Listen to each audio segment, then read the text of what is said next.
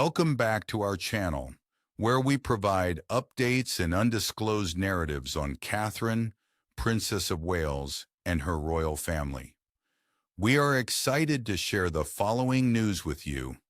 King Charles and William stunned after Queen Elizabeth's important wish revealed. Princess Anne presented a letter from the late Queen Elizabeth II during a private meeting, a document that mostly bypassed her own son and grandson. With this letter, 1,000 years of history would be changed. The contents of the parcel revealed a hidden and desperate scheme to secure the future of the monarchy. The goal was that the weight of the crown would not be on the head of a king, but in the hands of a woman who had never begged for it. Now the House of Windsor is in trouble and may never recover, being forced to confront a truth shouted from beyond the grave: that the institution's future may depend on disregarding the very same norms that have kept it intact for centuries. The fog that blew over London that night was thick and old. It was a wet shawl veiling the pulse of the city and clinging to the freezing iron gates of Buckingham Palace. It was an atmosphere in which the specter of a decision could begin to take shape. Inside, in a room out of sight from the public and lined with the dark, polished wood that had been there for generations, a secret coup was in progress. The Princess Royal, her most loyal and least beloved child, read out Queen Elizabeth II's final great will. This was not a coup of the sword, but of the will. According to sources from within the palace, the scene has been described in a manner that is almost respectful and silent. A woman whose entire public life has been a monument to duty and quiet resolution, Princess Anne had called upon her brother, the king, and her nephew, the Prince of Wales. She had done this in order to show her determination and responsibility. Neither aides nor private secretaries nor courtiers were available to cushion the blow of the situation. Under the watchful and painted eyes of their predecessors, the three of them, who represented the present and the future of the British monarchy, gathered together all by themselves. The atmosphere in the room was thick with unsaid fears, the same anxieties that had been tormenting the institution ever before the Queen had passed away. Each second marked the deterioration of an old world and the scary birth of a new one, and the clock that was displayed on the mantelpiece, which was a relic from a more established past, chimed with a loudness that was unsettling.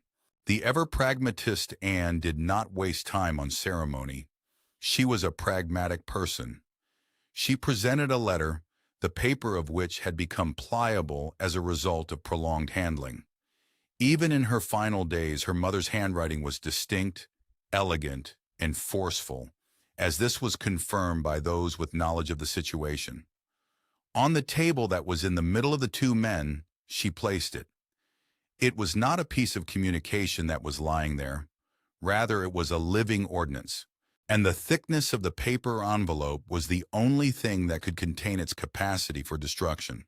The first person to make an attempt at fulfilling his destiny was King Charles III, a man who had waited longer than any other heir in the history of the United Kingdom.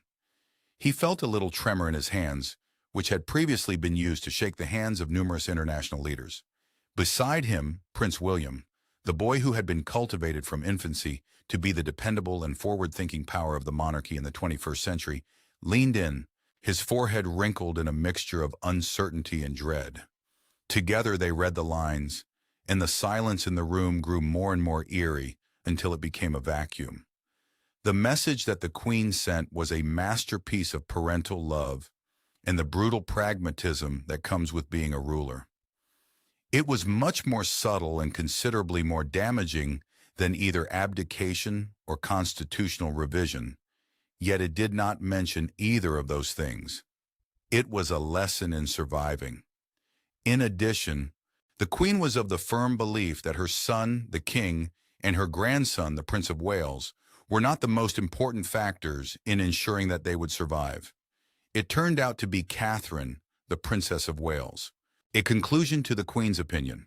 A formal modification to the line of succession was not proposed in the letter, according to the contents of the letter, which were later relayed by individuals who were privy to the aftermath. To her very core, Queen Elizabeth II was a constitutional monarch, and she was aware of the enormous legal and political obstacles that would be required to carry out such an act. However, the Act of Settlement of 1701, which is the foundation of modern succession, cannot be changed only by the will of a monarch. This would necessitate an act of parliament, which would result in a constitutional crisis of a size that has not been witnessed since Edward VIII abdicated in 1936. The instruction that the Queen issued was rather one that was strategic and psychological in nature. The person she was anointing was not a legal successor, but rather a spiritual one.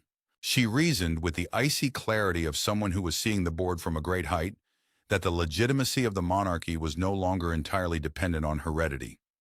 In a time when the media was constantly scrutinizing it and respect was dwindling, it relied on something that was far more vulnerable, but also much more powerful: the devotion of the audience. According to what she stated, Catherine was the only member of the family who had earned it without any conditions attached. It was not enough for her to just serve as a supportive consort to a future King William V. She was to be positioned, promoted, and understood as the central pillar of the current House of Windsor.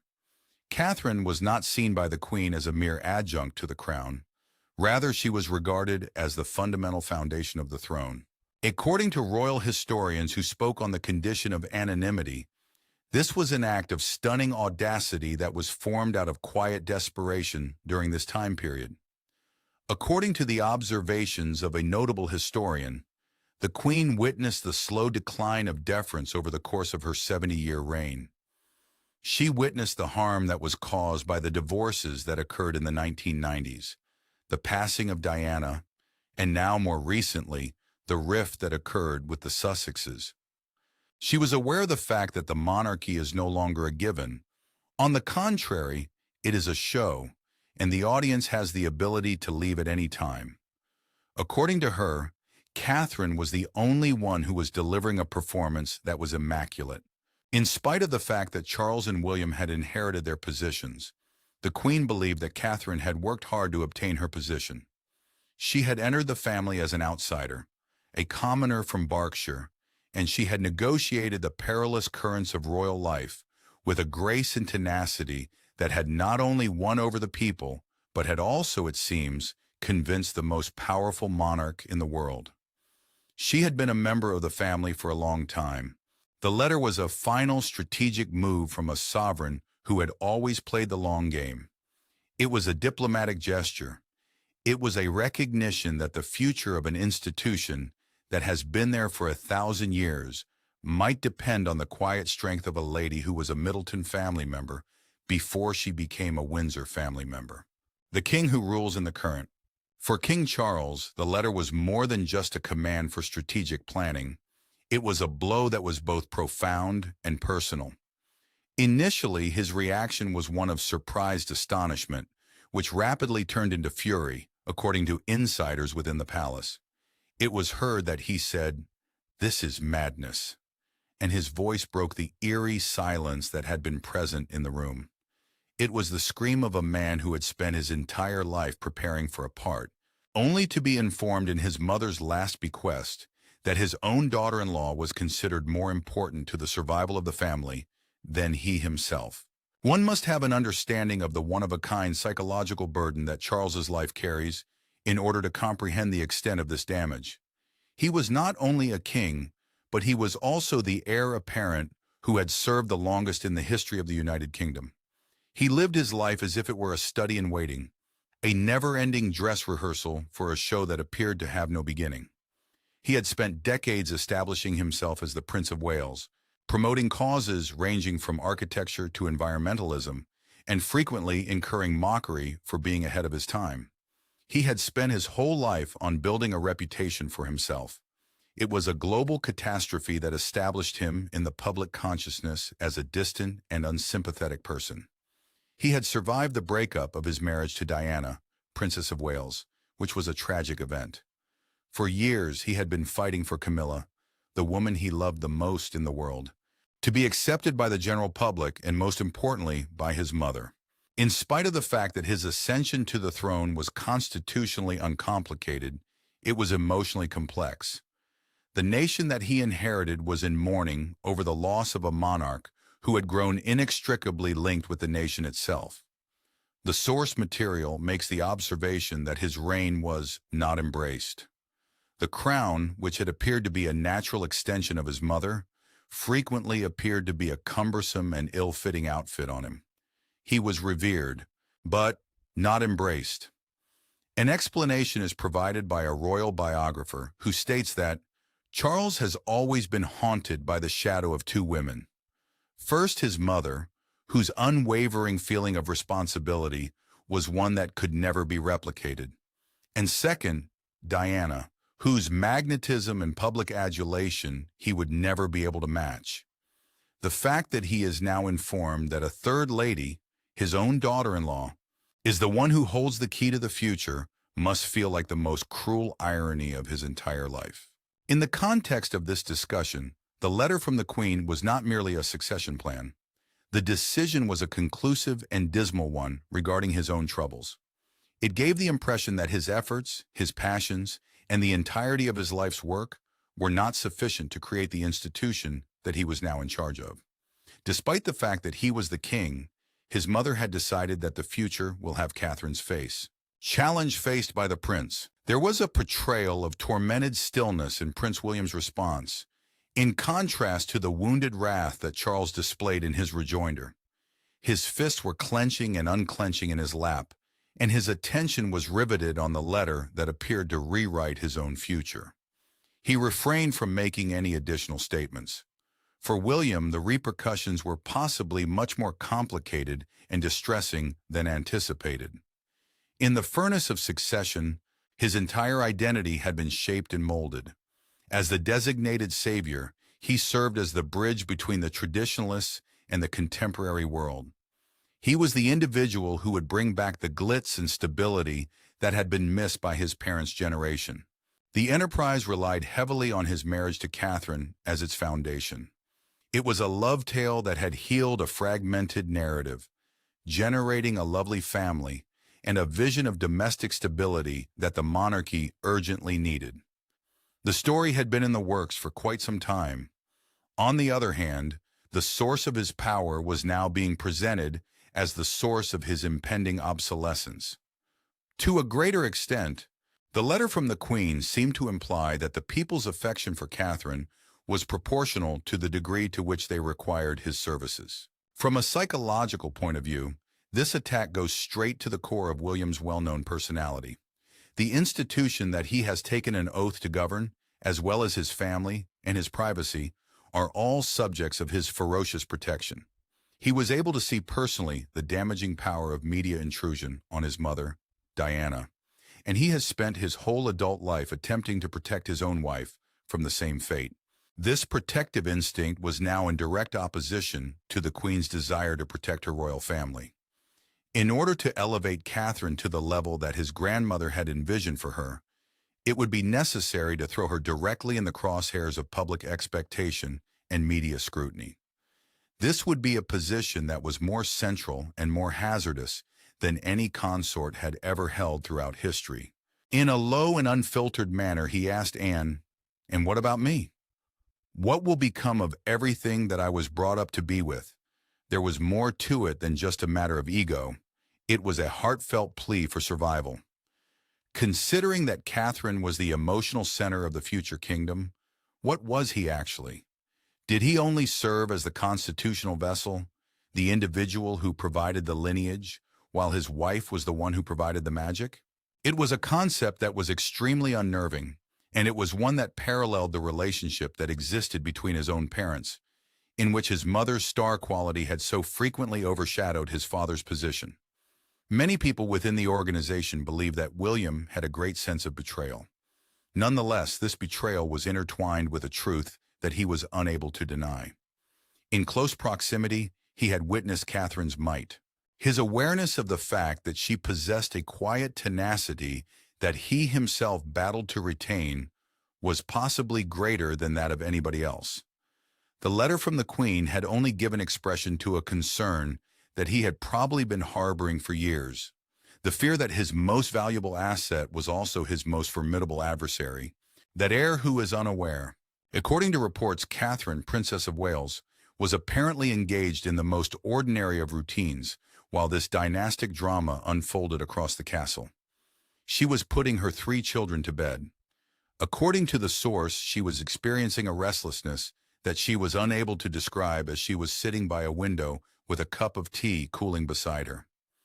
Whether it is a real or symbolic representation, this image plays a significant role in the story that the Queen was reportedly attempting to construct. It has never been observed that Catherine is interested in power. Within the context of an abnormal environment, her public demeanor is one of duty, grace, and an almost radical normalcy toward the world.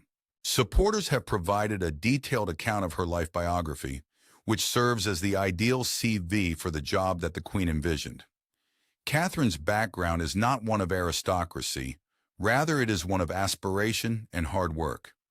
Her mother was a flight attendant and flight dispatcher in the past, while her father developed a thriving business from their kitchen table. The narrative of a young woman who is capable, well-liked, and grounded is told through her journey through St. Andrews School, Marlborough College, and the University of St. Andrews. In addition to being the captain of the field hockey team, she was also the recipient of the prestigious Gold Duke of Edinburgh Medal and even worked as a waitress on a contract basis. The information presented here does not pertain to the biography of a conventional royal. These particulars are the details of a person who is aware of a world that exists beyond the walls of the palace. The lengthy courtship that she had with William was a test of her mettle. The tabloids were very cruel to her, calling her Weighty Katie and following her every step with great attention. In spite of this, she never faltered in public. The manner in which she handled their brief breakup in 2007 was one of calm dignity, which earned her a great deal of respect. Early on in her life, she acquired the ability to remain unbroken in the face of the ferocious winds of public attention.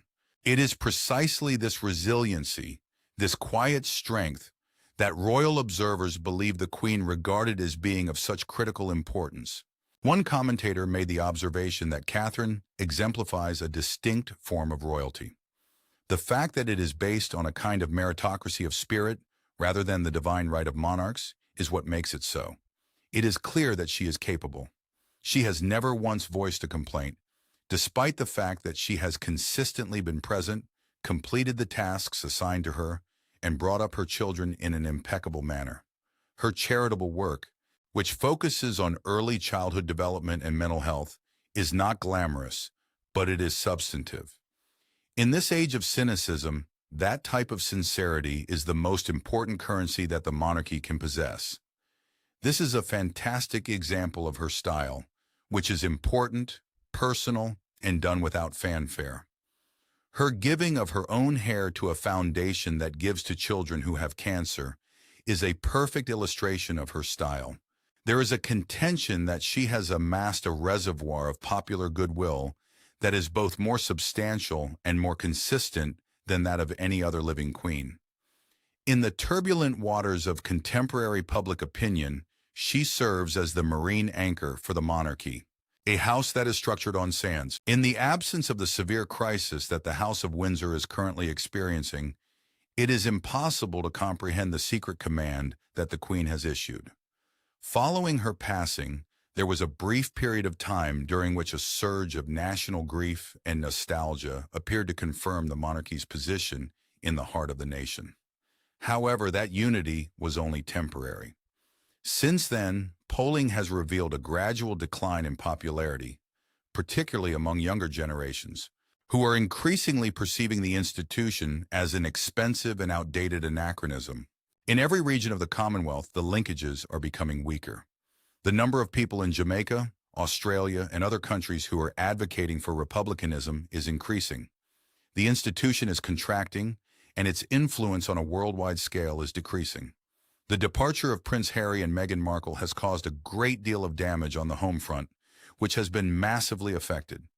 Their allegations of bigotry and mistreatment, which were broadcast to an audience all over the world, struck at the very core of the monarchy's carefully crafted image of a contemporary and welcoming family. This tide has not been able to be turned around throughout the reign of King Charles. In comparison to his mother, he is a more political and opinionated figure, and his efforts to streamline the operations of the monarchy and reduce its size have been welcomed with a combination of admiration and suspicion. The turbulence that occurred in the 1990s has not been forgotten by the general public, and Queen Camilla continues to be a figure of contention for a sizable segment of the populace, despite the fact that she has served with dedication for many years. This is the hazardous scenario that Queen Elizabeth II witnessed from the windows of Windsor Castle during her final years. She was a resident of Windsor Castle. She observed a company that was plagued by internal strife and external disinterest for its employees. It was clear to her that adhering to tradition alone was no longer sufficient. There was a need for the monarchy to provide something additional, specifically a reason for people to believe in it.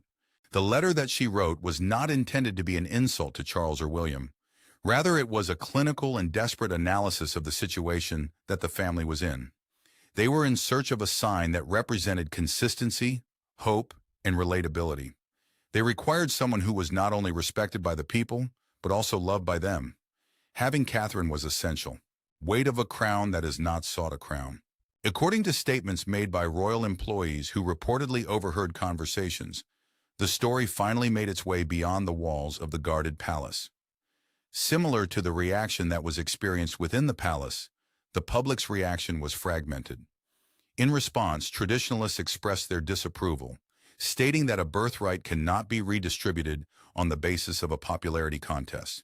Their argument was that Catherine was not qualified for such a significant and strategic role because she did not have any prior experience in politics, and because she was primarily concerned with her children.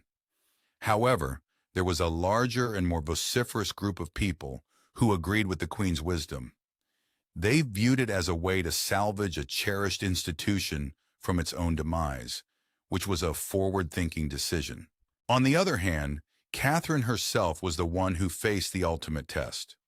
Her reaction was a shining example of the very traits that had led to her being recommended for the post in the first place.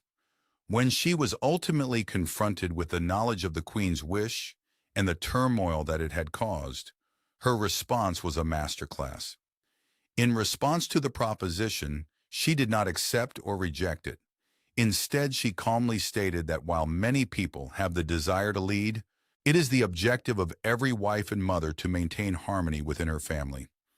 Other accounts claim that she made this statement. She pleaded for some time to reflect. She was able to do something that neither Charles's rage nor William's silence could have accomplished in that moment of silent postponement. With her, the family was focused. She accepted the enormous responsibility that came with holding the crown, while at the same time showing respect for the emotional and interpersonal connections that were at risk. It was a response that was not only politically clever, but also profoundly personal. That she grasped something essential was proved by the fact that she understood that the monarchy is not merely an institution, but rather a family, and that if the family breaks down, the institution will undoubtedly follow. This response, or lack thereof, rendered the men in her life incapable of giving a response. It was more convincing evidence that the Queen's point was correct than the letter itself. It was not Catherine's ambition that was her main strength. Rather, it was her lack of ambition.